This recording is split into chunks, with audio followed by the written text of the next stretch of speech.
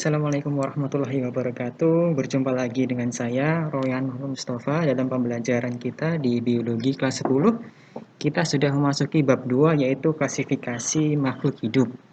Ini di LKS kalian tidak ada, akan tetapi di struktur kurikulum ini ada, klasifikasi makhluk hidup. Sebenarnya ini merupakan bab yang ketiga, akan tetapi saya ajukan di bab yang kedua karena saya rasa ini merupakan pengetahuan prasyarat untuk bisa mempelajari bab kita yang ketiga, yaitu di bab ketiga kita akan mempelajari tentang keanekaragaman hayati. Nah, klasifikasi makhluk hidup ini merupakan pengetahuan yang penting bagi kalian untuk bisa memahami apa saja yang ada di dalam bab 3, yaitu keanekaragaman makhluk hidup. Oke, langsung saja kita belajar. Kompetensi dasar yang harus kalian kuasai yaitu ada beberapa. Yang intinya adalah kalian harus bisa menjelaskan prinsip-prinsip klasifikasi makhluk hidup dalam 5 kingdom. Nah, apa saja 5 kingdom tersebut kita akan cari tahu nanti.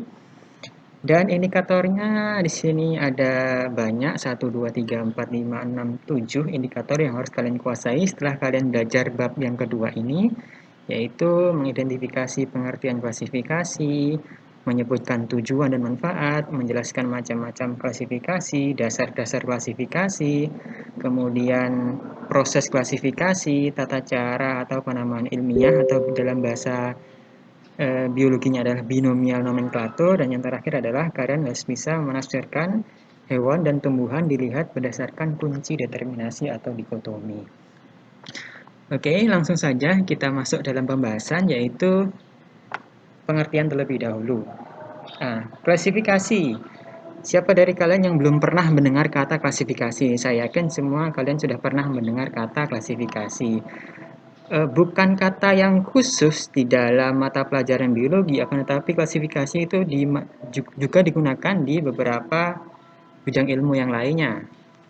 Dan ini merupakan kata yang tidak asing bagi kalian. Akan tetapi secara gramatikal, secara konteks kita dalam belajar biologi, klasifikasi itu maknanya adalah seperti berikut, yaitu cara kita untuk melakukan atau mempelajari suatu objek secara sistematis dengan berdasarkan atas persamaan dan perbedaan ciri sifat yang nampak. Jadi ada beberapa kata kunci, di sini saya garis bawahi ada 4 kata kunci, yaitu klasifikasi merupakan yang pertama suatu tata cara yang sistematis. Untuk apa? Untuk mempelajari objek dengan memperhatikan yang pertama adalah ciri persamaan, kemudian yang kedua adalah ciri perbedaan yang nampak dari suatu makhluk hidup. Nah, itu adalah pengertian dari klasifikasi. Nah, kemudian ketika kita melakukan klasifikasi, kita nanti akan melakukan sesuatu yang disebut sebagai pengamatan. Yang pertama, kemudian yang kedua adalah penamaan. Jadi dalam klasifikasi, setelah mengamati, kemudian kita tahu, kita pelajari objek tersebut, kemudian kita beri nama. Nah, misalkan kalau kalian lihat gambar ini, di sini adalah burung ya. Berarti kenapa saya katakan ini adalah burung? Karena saya telah melakukan pengamatan atau observasi. Dan kemudian hasil dari pengamatan tersebut saya bandingkan dengan ciri-ciri burung yang sudah tertanam di dalam pikiran saya. Oleh karena itu, kemudian setelah itu saya memberi nama, oh itu burung. Nah, burung apa? Burung beo atau burung lovebird dan lain sebagainya. Nah, kira-kira seperti itu makna dari klasifikasi. Kemudian tujuan klasifikasi ada 5. Yang pertama adalah menyederhanakan objek. Kemudian yang kedua mendeskripsikan ciri-ciri. Yang ketiga kita dapat mengelompokkan makhluk hidup berdasarkan atas ciri-ciri yang telah kita amati. Keempat adalah mengetahui hubungan kekerabatan. Kemudian yang terakhir adalah mengetahui tingkat evolusi atau kekerabatan. Kemudian tahapan kita dalam melakukan klasifikasi secara garis besar kita kelompokkan menjadi 3. Yang pertama adalah kita melakukan pengamatan atau observasi terhadap sifat makhluk hidup yang nampak. Yang namanya pengamatan atau observasi, maka observasi terhadap karakteristik yang muncul pada suatu objek. Objeknya adalah makhluk hidup. Kemudian setelah kita amati ciri-cirinya, sifatnya, Kemudian kita kelompokkan makhluk hidup itu berdasarkan pada ciri yang teramati. Nah, misalkan di sini tadi saya terangkan bahwa gambar burung, di gambar ini bahwa organisme yang sedang kita amati atau makhluk hidup yang sedang kita amati, dia memiliki bulu. Bulunya berwarna-warni, ada merah, kuning, hijau. Kemudian memiliki paruh. Dan kemudian kalau kita amati, dia bisa terbang. Nah, ciri-ciri seperti itu yang akan kita kelompokkan ke dalam makhluk hidup yang memiliki ciri-ciri yang sama. Nah, seperti itu. Kemudian yang ketiga adalah pemberian nama makhluk hidup menurut kaidah binomial nomenklatur. Oke, saya pause dulu, kita lanjutkan nanti. Saya mencari tempat yang tidak bising. Oke, saya pause dulu. Baiklah, kita lanjutkan ya apa yang sudah tadi kita hentikan sejenak. Tadi sampai ke tahapan melakukan klasifikasi. Seperti yang tadi kita sempat bahas bahwa secara umum tahapan dalam melakukan klasifikasi ada 3. Yang pertama adalah pengamatan, kemudian yang kedua adalah pengelompokan makhluk hidup atas dasar persamaan atau perbedaan sifat atau ciri yang dimiliki. Kemudian yang ketiga adalah melakukan penamaan atau pemberian nama secara biologis menurut kaidah binomial nomenklatur. Nah, berikutnya kita akan berlatih bagaimana caranya kita melakukan klasifikasi. Yang pertama tadi adalah pengamatan. Nah, di sini sudah ditampilkan banyak macam buah-buahan yang ada di dalam kehidupan kita sehari-hari. Nah, kemudian saya akan meminta kepada kalian kelompokkanlah buah-buahan tersebut sehingga menjadi kelompok yang tersendiri. Terserah atas dasar apa kalian mengelompokkan, yang jelas buah-buahan tersebut menjadi terkelompokkan. Nah, pastinya kalian telah berpikir ya, saya akan mengelompokkan buah ini, dasarnya adalah ini. Kemudian ini, dasarnya adalah ini, dan sebagainya. Nah, bisa saya beri contoh sejenak bahwa yang namanya klasifikasi itu yang pertama adalah pasti terjadi pengamatan terhadap suatu objek atau makhluk hidup.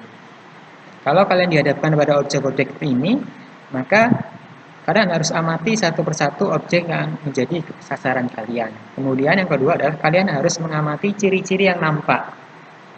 Nah, apa ciri-ciri yang nampak atau yang menjadi persamaan dari buah-buah tersebut sehingga kalian golongkan ke dalam satu kelompok yang sama. Misalkan ini, kita sebelumnya tidak tahu dulu bahwa buah ini sebenarnya apa ya. Jadi singkirkan dulu pengetahuan kalian tentang apa yang dimaksud dengan buah ini atau buah ini apa namanya, bahwa kalian sebenarnya tidak tahu buah ini namanya apa.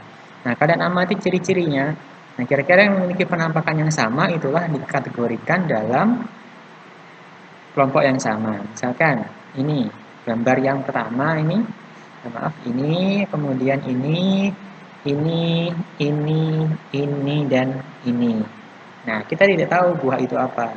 Kemudian setelah kita cari ciri-cirinya, kita bandingkan dengan buah lain yang memiliki sifat yang sama, maka kita katakan bahwa buah-buah ini yang saya tunjuk ini adalah buah jeruk. Nah, jadi seperti itu cara kategorinya. Yang lain misalkan kelihatannya buah ini dan ini memiliki karakteristik yang sama, yaitu kulitnya berduri, gitu ya. Nah, walaupun warnanya berbeda, tapi atas dasar klasifikasi kulit berduri, maka buah ini dan ini kita kategorikan dalam kelompok yang sama, dan lain sebagainya. Nah, itu adalah salah satu contoh penerapan dari klasifikasi. Berikutnya, yaitu sejarah klasifikasi. Sejak zaman dahulu, bahwa manusia sebenarnya sudah melakukan klasifikasi. Yang diklasifikasi tentu saja adalah objek kajian berupa makhluk hidup. Nah, kemudian pada saat itu muncullah istilah yang namanya adalah sistematika. Nah, sistematika itu merupakan cabang biologi yang mencakup klasifikasi dan tata nama. Jadi secara umum kegiatan kita dalam mengklasifikasi, kemudian kegiatan kita dalam memberi nama suatu makhluk hidup itu termasuk dalam cabang ilmu biologi yang disebut sebagai sistematika. Nah, pada zaman dahulu, pada abad 4 sebelum Masehi ya, Aristoteles dan Theophratus sebenarnya sudah melakukan klasifikasi terhadap kurang lebih 1000 jenis spesies. 1000 jenis spesies tersebut terbagi menjadi dua, yaitu Aristoteles memperkenalkan lebih kurang 520 jenis hewan dan kemudian dibukukan dalam bukunya namanya Historia Animalum. Kemudian muridnya yang bernama Theophratus, seorang botanis atau ahli botani, telah mengidentifikasi kurang lebih 480 jenis tumbuhan yang kemudian dibukukan dalam bukunya yang disebut sebagai Historia Plantarum. Nah, itu bayangkan pada abad keempat sebelum Masehi, dua orang ilmuwan ini sudah melakukan klasifikasi. Kemudian berkembang sekitar abad ke-18 oleh Carolus Linnaeus ya mengemukakan klasifikasi tumbuhan sistem numerik atas dasar sifat-sifat alat kelamin, terutama jumlah benang sarinya. Nah, semakin tahun maka kalau yang pertama adalah atas dasar hewan dan tumbuhan saja ya, tapi Linnaeus ini sedikit lebih berkembang, yaitu dia mengklasifikasikan tumbuhan atas dasar sifat alat kelamin, nah terutama jumlah benang sari.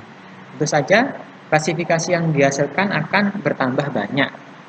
Kemudian beberapa tahun berselang masih pada abad yang sama, yaitu Michael Adamson dan Jean-Baptiste Lamarck mengemukakan klasifikasi sistem alam yang berdasarkan atas terbentuknya takson-takson yang bersifat natural atau alami. Nah, takson-takson ini kita nanti akan pelajari apa itu namanya takson atas dasar sifat alami yang muncul. Jadi, misalkan kalau hewan berkumpul pada suatu tempat, maka di hewan tersebut dikelompokkan dalam kelompok yang sama. Sistem alami begitu. Jadi melihat apa yang ada di alam tanpa adanya campur tangan manusia. Kemudian berikutnya yaitu Charles Darwin pada abad ke-19 mengemukakan klasifikasi sistem filogenik, yaitu menelisik jauh dekatnya hubungan kekerabatan antara takson yang satu dengan takson yang lain. Charles Darwin ini melangkah satu langkah lebih jauh dibandingkan ilmuwan-ilmuwan sebelumnya. Darwin telah meneliti tentang seberapa dekat takson-takson yang sudah terciptakan hubungan kekerabatannya antara satu takson dengan takson yang lain. Nah, kemudian bagaimana mereka dapat mengklasifikasikan makhluk hidup tersebut dalam takson-takson? Maka jawabannya adalah pasti mereka melakukan klasifikasi atas dasar tertentu.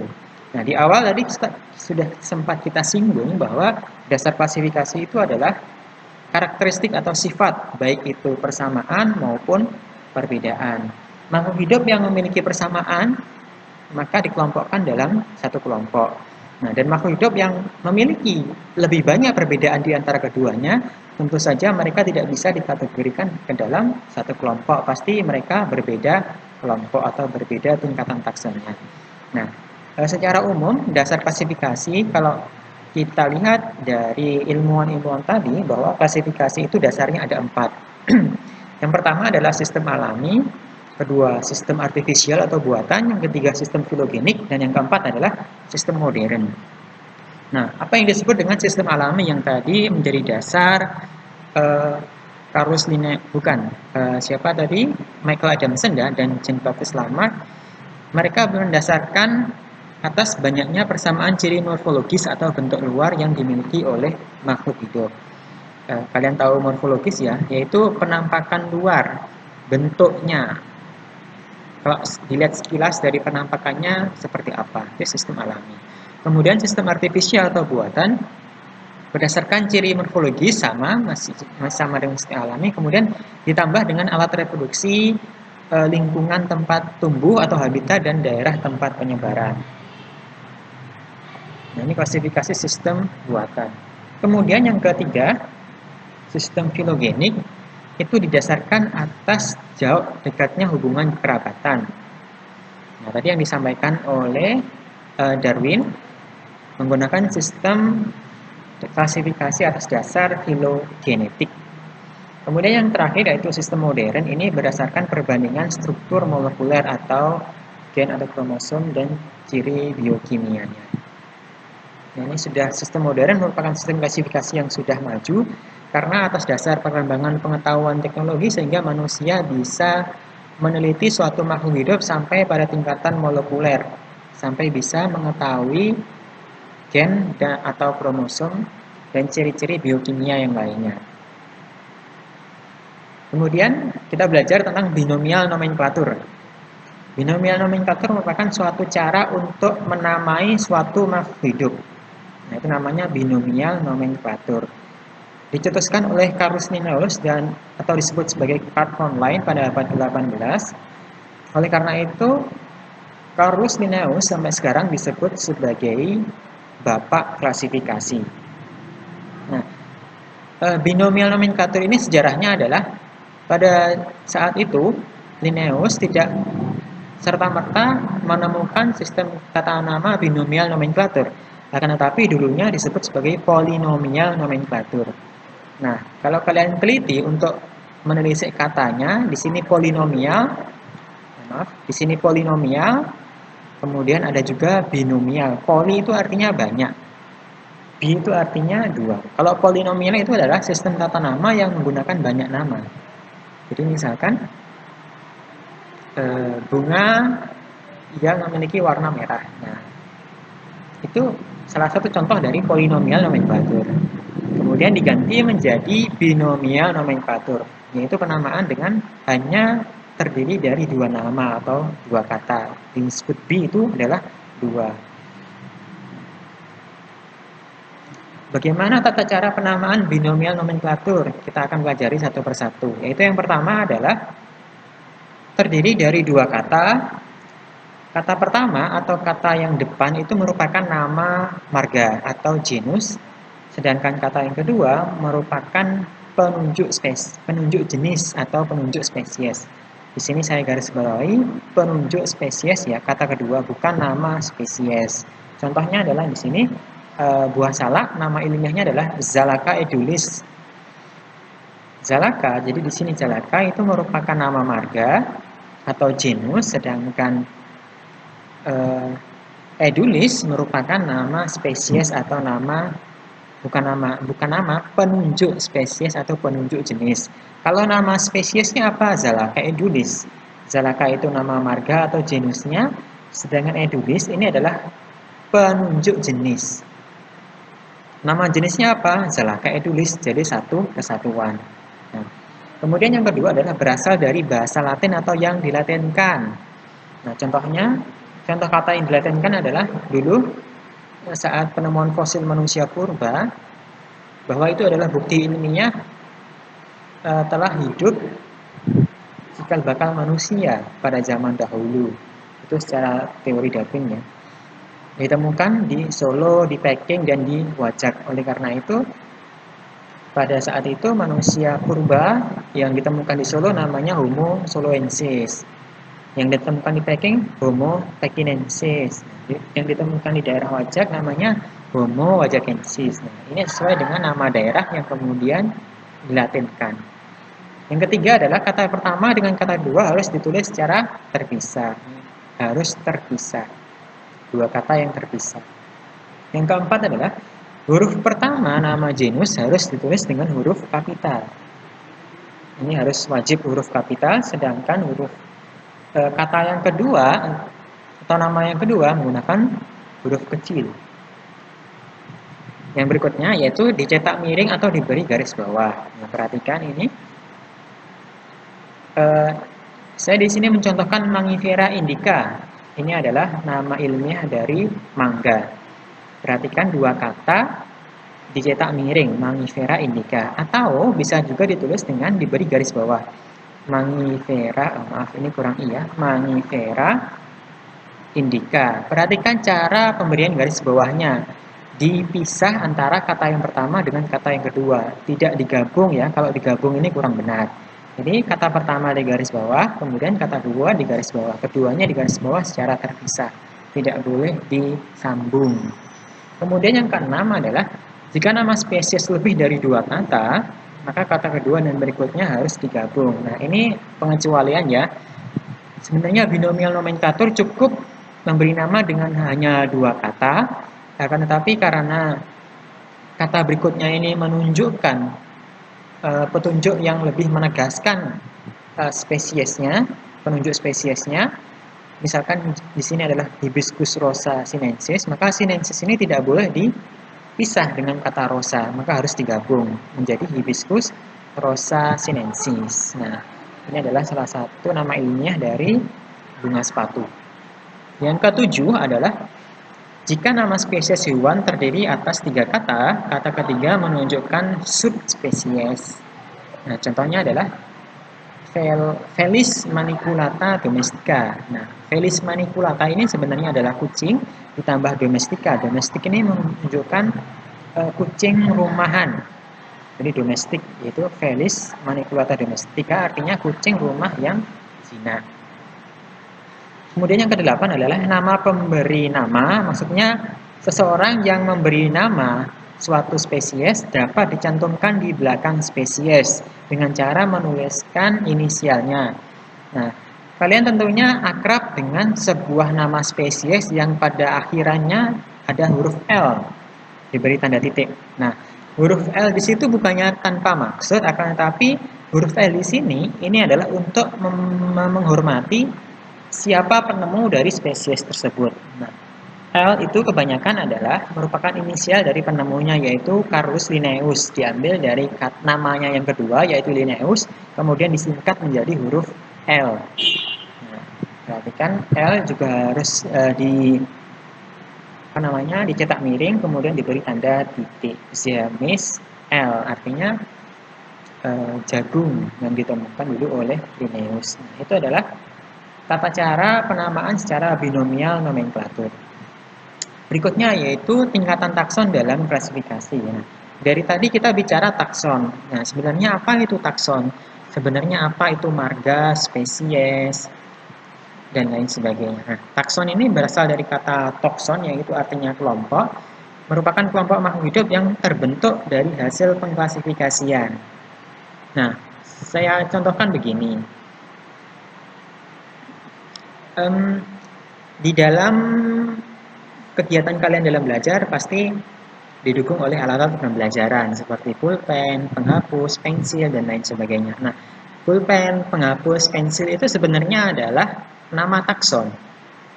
Nah, dan yang namanya pulpen kan pasti tidak cuma satu merek, pasti terdapat banyak merek. Begitu juga dengan pensil dan juga penghapus, pasti banyak merek. Nah, pulpen, penghapus, pensil tersebut adalah merupakan nama yang secara buatan kita ciptakan untuk mempermudahkan kita mengelompokkan suatu makhluk hidup, nah, atau suatu benda kalau berdasarkan atas contoh kita. Nah, itu namanya adalah takson. Nah, dan takson itu bisa banyak, tidak hanya satu. Tingkatan takson adalah tingkatan unit atau kelompok makhluk hidup yang disusun mulai dari tingkatan tertinggi hingga tingkatan yang terendah. Nah, takson itu juga bertingkat-tingkat, mulai dari yang paling tinggi sampai paling rendah. Apa maksudnya? Nah, saya jelaskan. Nah, ini maksudnya adalah tingkatan takson. Dalam binomial nomenklatur atau penamaan ilmiah makhluk hidup, tingkatan takson itu ada 7 kalau secara umum. Mulai dari yang pertama sampai ke 7. Ini ada ketambahan 1 supaya kalian tahu. Yang pertama adalah yang disebut sebagai kingdom. Nah, kita belajar bahasa ilmiahnya dulu ya. Kingdom. Atau kalau diterjemahkan dalam bahasa Indonesia yaitu kerajaan. Kemudian yang kedua adalah phylum, itu untuk hewan. Kemudian divisi atau divisio untuk tumbuhan. Kemudian classis, ordo, family, genus, spesies. Ini menunjukkan suatu tingkatan. Mulai dari yang paling tinggi ini menempati urutan teratas, yang paling rendah menempati urutan terbawah. Nah, itu kalau dalam bahasa Latin ada kingdom, phylum atau divisi, classes, ordo, familia, genus, dan spesies. Nah, kalau kita menerjemahkan dalam bahasa Indonesia, kita juga menyebutnya kingdom ini sebagai dunia atau regnum juga bisa. Kemudian phylum untuk hewan dan divisi untuk tumbuhan. Kemudian classes ini sebagai kelas, ordo sebagai bangsa, familia sebagai suku, genus sebagai marga, dan jenis sebagai spesies sebagai jenis. Ada satu lagi ketambahan yaitu varietas atau ras. Ini merupakan tingkatan takson yang paling rendah di antara 8 tingkatan takson yang lain. Tapi yang digunakan adalah hanya sampai jenis atau pada sampai spesies. Nah ini, supaya tidak bingung maka ini kita bedakan tingkatan taksonomi dalam klasifikasi makhluk hidup. Di sini ada tumbuhan dan di sini ada hewan. Kalau tumbuhan dan hewan dalam penamaan klasifikasi hanya berbeda di tingkatan takson yang kedua, yaitu tingkat divisio atau divisi untuk tumbuhan, filum atau filum untuk hewan. Nah, ini mereka hanya berbeda pada tingkatan takson yang kedua, lainnya sama. Nah, contoh taksonomi pada hewan, ini saya berikan 3 contoh. Nah, saya memberikan 3 buah jenis makhluk hidup. Di sini ada manusia, harimau, dan kucing. Bagaimana tingkatan takson dari manusia? Kita telisik, kita analisis, mulai dari tingkatan takson yang paling tinggi, kingdom, sampai tingkatan takson yang paling rendah, atau spesies. Nah, bahwa manusia, harimau, dan kucing ini sudah ada yang memetakan ya, namanya ilmu taksonomi, bahwa manusia itu kingdomnya adalah animalia. Kemudian satu tingkat di bawahnya, filumnya apa? Chordata. Klasisnya apa? Mamalia. Ordonya apa? Primata. Familianya apa? Hominidae. Genusnya apa? Homo. Spesiesnya apa? Homo sapiens. Nah, nama-nama ini merupakan nama-nama dalam bahasa ilmiah.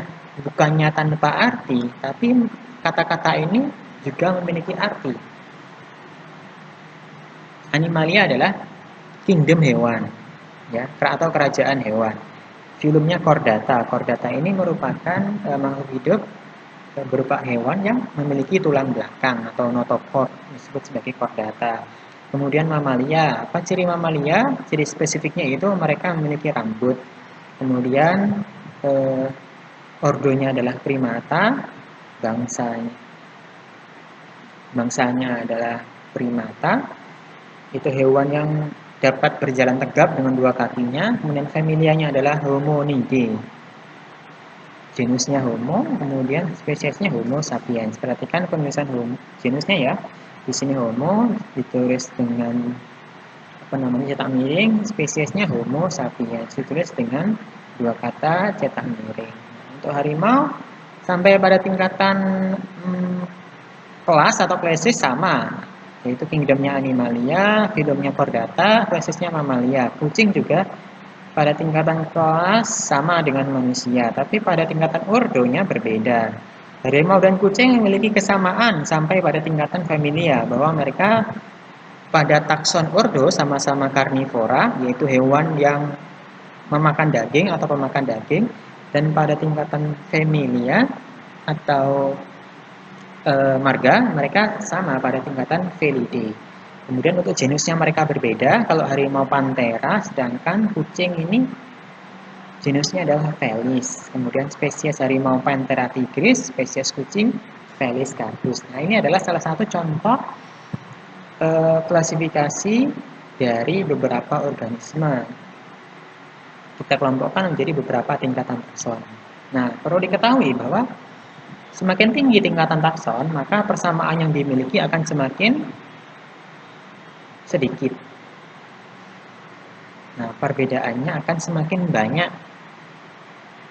Nah, dan semakin rendah tingkatan takson, maka semakin banyak persamaan yang dimiliki dan perbedaannya semakin sedikit. Nah, saya ambil contoh begini. Perhatikan perbandingan antara manusia dengan harimau. Kemudian dibandingkan harimau dengan kucing. Nah, kira-kira dari kedua buah perbandingan tersebut, kira-kira siapa yang memiliki tingkat kekerabatan yang lebih dekat? Nah, daripada manusia dan harimau, tentu saja lebih dekat harimau dengan kucing ya, daripada harimau dengan manusia. Nah, itu membuktikan bahwa semakin rendah tingkatan takson yang memiliki kesamaan, misalkan mereka sama pada tingkatan familia, nah berarti semakin rendah kesamaan pada tingkatan takson, maka semakin banyak persamaan yang dimiliki dibandingkan dengan manusia. Ini kalau harimau dibandingkan dengan manusia, mereka pada tingkatan takson ordo atau bangsa saja sudah berbeda. Tentu saja mereka harimau dan manusia memiliki lebih banyak perbedaan dibandingkan antara harimau dengan kucing. Itu pada hewan. Sekarang pada tumbuhan. Saya juga mengambil 3 contoh, yaitu jagung, tomat, dan mawar. Kalau hewan tadi adalah animalia, kingdomnya, sedangkan di sini kalau tumbuhannya itu plante. Walaupun tulisannya plantae ya, tapi bacanya adalah plante. Divisinya sama, klasisnya sudah mulai ada perbedaan. Kalau jagung ini Liliopsida, sedangkan tomat dan mawar adalah Magnoliopsida. Nah, diperhatikan pada tumbuhan ini penamaan tingkatan takson sedikit lebih mudah jika dibandingkan dengan hewan. Kenapa? Karena kata-katanya sedikit mengalami persamaan atau sedikit sama. Misalkan di sini, jagung. Kalau ordonya Poales, maka penulisan familianya adalah les di sini diganti dengan EAE atau CAE, CEAE. Ordonya Poales, familinya apa? Poaceae.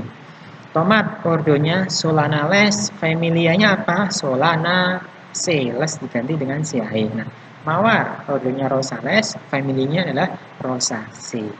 Nah, jadi itu merupakan tata nama dari binomial nomenklatur untuk tumbuhan ya.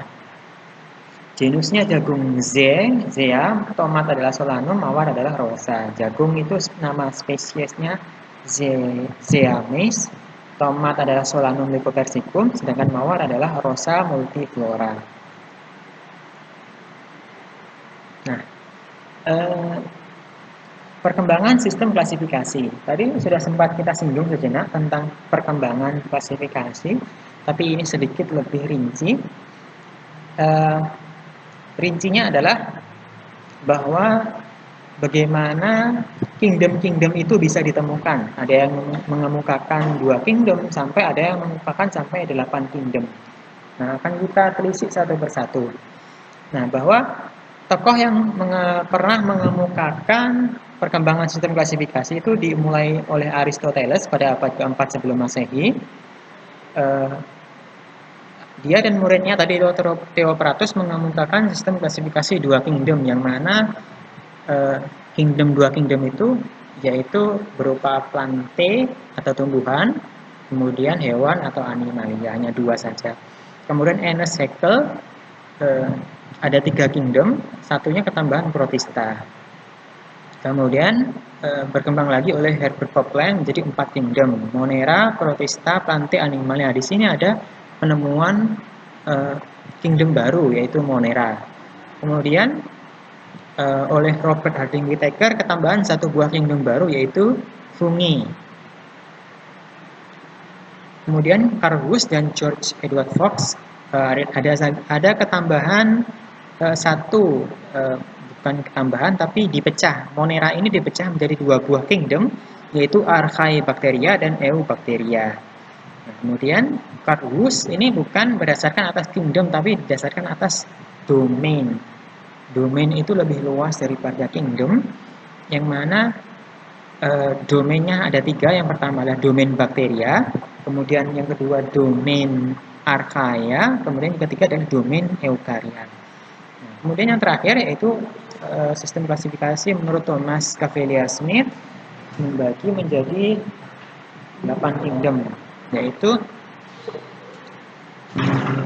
bakteria, protozoa, promista, archaebacteria, eubacteria, fungi, plante, sampai dengan animalia. Nah, ini adalah perkembangan sistem klasifikasi. Terus kemudian kenapa yang tengah ini saya beri gold warna hijau ya, bahwa ini adalah yang paling banyak digunakan sistem klasifikasi oleh Robert Harding Whittaker, yaitu sistem klasifikasi 5 kingdom mulai dari Monera, protista, fungi, plante, sampai dengan animalia. Baik anak-anak sekalian, saya mohon maaf karena skin yang kemarin terpisah, atau ini merupakan skin tambahan dari skin yang kemarin. Sebenarnya yang kemarin itu sudah selesai, tapi saya mohon maaf karena terpotong sampai dengan slide ini, jadi saya lanjutkan kepada slide berikutnya ya. Tentang identifikasi makhluk hidup. Identifikasi seperti sudah yang saya jelaskan sebelumnya mencakup dua kegiatan utama, yaitu kita mengklasifikasi kemudian kita akan memberi nama. Nah, syarat melakukan identifikasi yaitu sudah ada pengetahuan tentang klasifikasi makhluk hidup, ada buku referensi atau pustaka, ada buku pedoman, yaitu berupa kunci determinasi atau kunci dikotomi. Kemudian ada gambar organisme yang sudah diketahui dan telah memiliki nama. Ini sebagai bahan perbandingan untuk membandingkan dengan organisme yang sudah punya nama. Kemudian yang terakhir adalah spesimen acuan, bisa berupa spesimen asli atau makhluk hidup yang asli, atau bisa berupa awetan ataupun gambar juga bisa yang mencerminkan makhluk hidup itu secara utuh. Nah, kemudian bagaimana cara kita melakukan klasifikasi? Seperti yang sudah dijelaskan pada slide berikut sebelumnya tadi, bahwa kita harus punya pengetahuan terlebih dahulu. Kemudian tidak cukup hanya karena adanya pengetahuan dasar, akan tapi juga didukung dengan adanya kunci determinasi atau kunci klasifikasi atau kunci dikotomi. Nah, apa yang dimaksud kunci ini? Yang dimaksud dengan kunci ini adalah yang akan memudahkan kita untuk mencari nama dari suatu tingkatan takson makhluk hidup tertentu. Nah, apa yang dimaksud dengan kunci determinasi, klasifikasi, atau dikotomi? Maka akan saya jelaskan. Nah, dari katanya, dikotomi, di itu artinya dua, jadi dibagi menjadi dua. Nah, apa yang dibagi? Bahwa penentuan klasifikasi atau ciri-ciri makhluk hidup itu selalu ditulis dalam dua buah pernyataan yang berbeda atau berlawanan. Nah, misalkan saja bisa kalian amati di sini, ini adalah satu ciri, akan tapi satu ciri ini harus mencerminkan suatu yang berlawanan atau bertolak belakang. Misalkan dari ciri tulang belakang. Nah, pernyataan yang pertama ini tetap pernyataan nomor satu yang A, pernyataan pertama bahwa suatu makhluk hidup memiliki tulang belakang. Nah, kemudian yang kedua tidak memiliki tulang belakang. Nah, ini sama ciri yang kita amati yaitu tulang belakang, ada tetapi berbeda. Kalau yang pernyataan pertama ini memiliki, pernyataan yang kedua tidak memiliki. Nah, dari organisme yang kita amati, kita tentukan apakah dia memiliki tulang belakang atau tidak memiliki tulang belakang.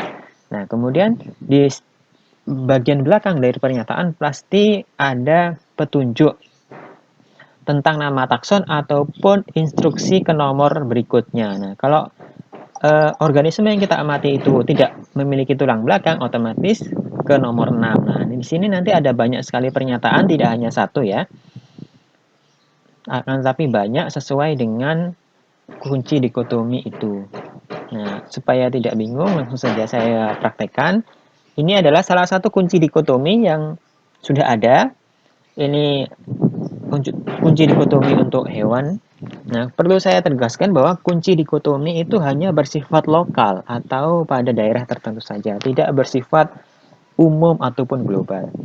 Nah, karena kalau sifatnya umum, tentu saja akan sangat banyak sekali kunci dikotominya, pernyataannya akan sangat banyak sekali. Karena tapi sifat dari kunci dikotomi tersebut hanyalah untuk memudahkan kita untuk menemukan suatu tingkatan takson dari makhluk hidup. Tidak semua tingkatan takson, tidak 7 tingkatan takson bisa dikunci dikotomikan. Pasti sangat tebal sekali itu kuncinya. Kan tapi bisa hanya beberapa tingkatan takson dari suatu makhluk hidup atau organisme pada daerah tertentu yang akan memudahkan kita mencari nama takson dari makhluk hidup yang akan kita cari tahu. Nah, misalkan begini. Ini adalah kunci dikotomi untuk mencari tahu tingkatan takson dari beberapa hewan. Nah, di bagian kiri ini adalah ada nomor. Berarti di sini ada 7 buah nomor. Masing-masing nomor pasti ada 2 pernyataan. Nah, ini setiap nomor ini hanya berisikan satu ciri.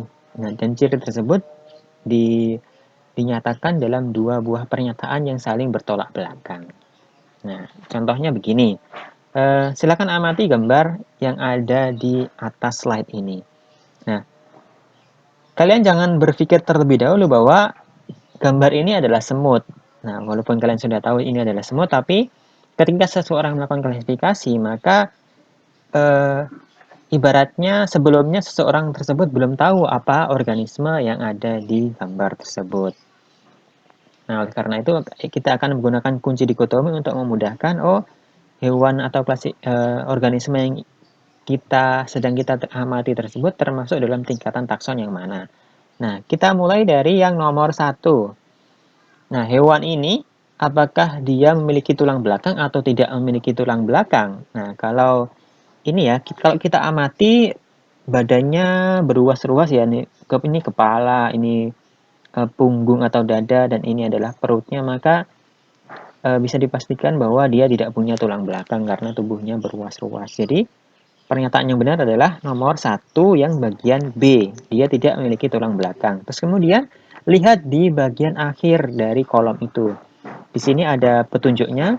Kalau yang A ke nomor 2, kalau yang B ke nomor 5. Nah, karena tadi kita pilih yang B, karena hewan atau organisme tersebut tidak memiliki tulang belakang, maka ke nomor 5. Ke nomor 5 ini maksudnya adalah lanjut ke pernyataan nomor 5. Nah, kita tidak usah melihat nomor 2, 3, dan 4. Nah, sesuai dengan instruksi yang tadi, langsung saja kita melihat ke nomor yang 5. Maka kita amati pernyataan nomor 5 ada 2. Kemudian kita amati lagi ciri dari pernyataan yang dimaksud.